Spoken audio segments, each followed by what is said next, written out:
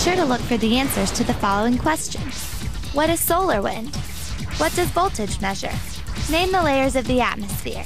Describe a convection cell on the sun. When you see this icon, the answer is near.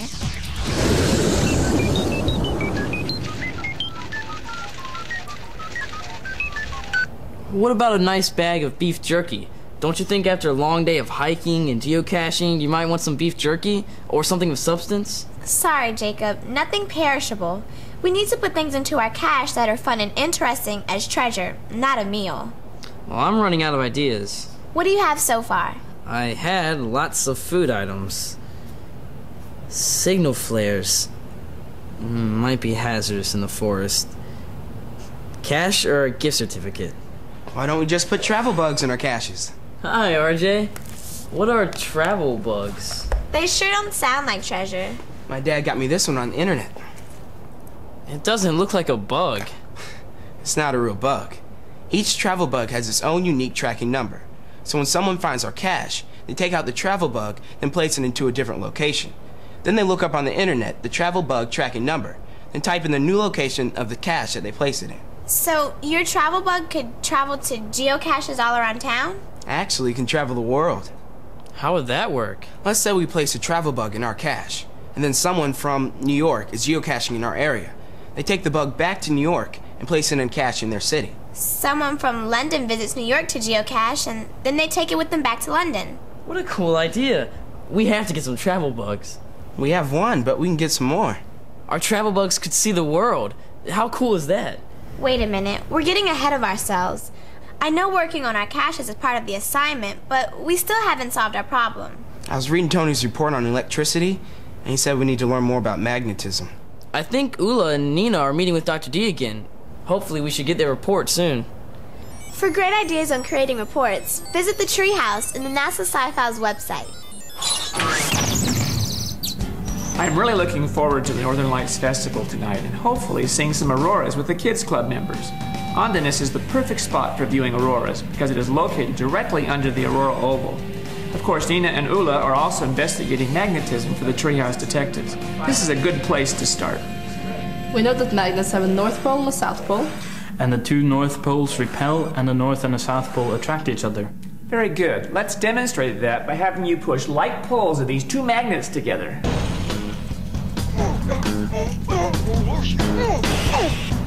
Oi, they're really strong. Let's take a look at the magnetic field of this permanent bar magnet.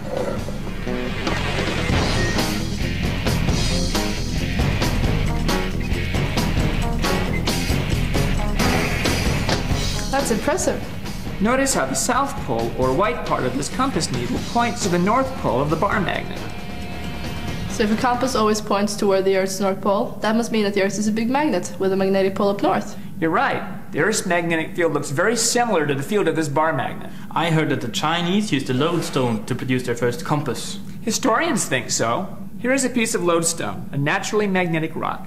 If I float it on this foam, it will point north. Doesn't magnetism have something to do with electricity? Yes, it does. Magnetic fields are produced by moving charges. Let's make an electromagnet by having an electric current flow through this wire which is wrapped around an iron bar. This field looks just like the bar magnet. Except when I turn off the current of an electromagnet, the magnetic field disappears. So is the Earth like a giant electromagnet or like a permanent magnet? Well, the Earth has an outer core made of molten iron that is constantly in motion. A process called the dynamo effect creates huge currents of electricity in the iron, which produces a giant electromagnet. In like manner, the Earth's magnetic field deflects the protons and electrons of the solar wind, which the sun is throwing at the Earth at hundreds of kilometers per second. Ah, I get it. Didn't a Norwegian scientist named Christian Birkeland investigate the solar winds and auroras? That's right. He used a magnetized sphere called a torella to represent the Earth, and he fired an electron beam at it to simulate the solar wind. What did he discover? He found that the electron beam did cause the gases in the chamber to glow like an aurora, and the magnetic field guided the electrons like beads in a string to the poles of the torella. And we know that auroras occur on Earth near its poles. Very good. Here is an example of how high-energy electrons can cause a gas to glow. This is the tube of helium gas hooked up to a high-voltage power supply. The tube is glowing pink. Each gas gives up its own special color. Here is neon gas, which looks orange. It's like the lights I've seen at restaurants. That's right. Auroras produce greens, blues, and reds when electrons collide with oxygen and nitrogen atoms hundreds of kilometers above the Earth's surface. Auroras certainly don't look that high. Dr. D, wasn't there a problem with Big Bang's theory? Yes, he had the misconception that it was electrons coming directly from the sun that caused the aurora. Well, where do they come from? They do come in part from the sun. The solar wind compresses the magnetic field on the day side of the Earth and stretches it into a long tail called the magnetotail on the night side. Electrons from the solar wind flow around the day side and into the magnetosphere at the tail. Then what happens? The electrons in the magnetotail are then pulled back down toward the poles at increasingly high speeds by electric forces. These are called Birkeland currents. And when they collide with the gases in the atmosphere near the poles, we have an aurora. Exactly. But to really understand auroras, you must first learn more about activity on the sun, like sunspots and flares. Thanks, Dr. D. Let's get a report on magnetism ready for the treehouse detectives. Maybe they can help us investigate the sun.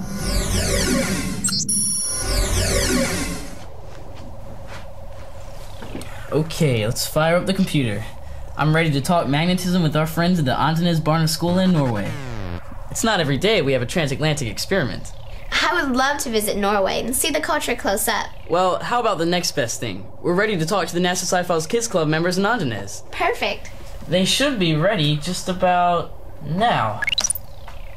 Hi, I'm Jacob, here with Bianca. We understand you're doing an experiment on magnetism. Hi, I'm Ingvild. And I'm Alexander. Hi. Dr. D told us that you're working on an electromagnet experiment. Can you tell us about it? Sure.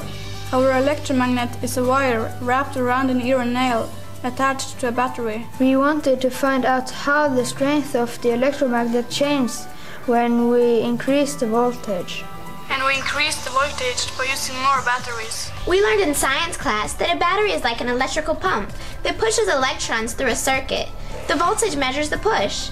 And the flow of electrons through the wire is called a current. We learned that too. We also learned that as the voltage is increased, the current in the wire will increase. So we hypothesized that if we increase the voltage and get more current, then the strength of the electromagnet will also increase. Sounds like excellent reasoning. We began by wrapping wire around the nail 300 times. Next we place a 1.5 volt battery in the battery pack. We then connected one end of the wire to the positive battery terminal. And to complete the circuit, we connected the other end to the negative terminal. You won't get any current or flow of electrons unless you have a complete circuit. That's right. And the current in the wire then causes the nail to become a magnet. To test the strength of the magnet, we placed it in a cup of paper clips. I would think that the stronger the magnet, the more paper clips it would pick up. We agree. On our first trial, we picked up 6 paper clips. We know in an experiment it is important to do multiple trials and then find the average. What was your average? The class average was 8 paper clips with 1.5 volt battery. To continue to test our hypothesis, we added another 1.5 volt battery, increasing the voltage to 3 volts. The average was 14 paper clips with 2 batteries.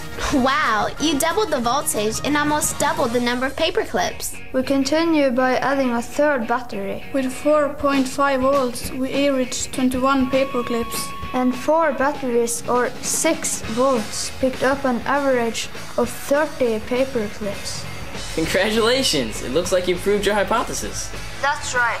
We graphed the results as well. A graph clearly shows that the strength of the magnet increases as the voltage increases. Our teacher, Ole, also told us that the Earth's magnetic field is very similar to our electromagnet, except the current in the Earth is billions of times the current in our circuit. That's incredible.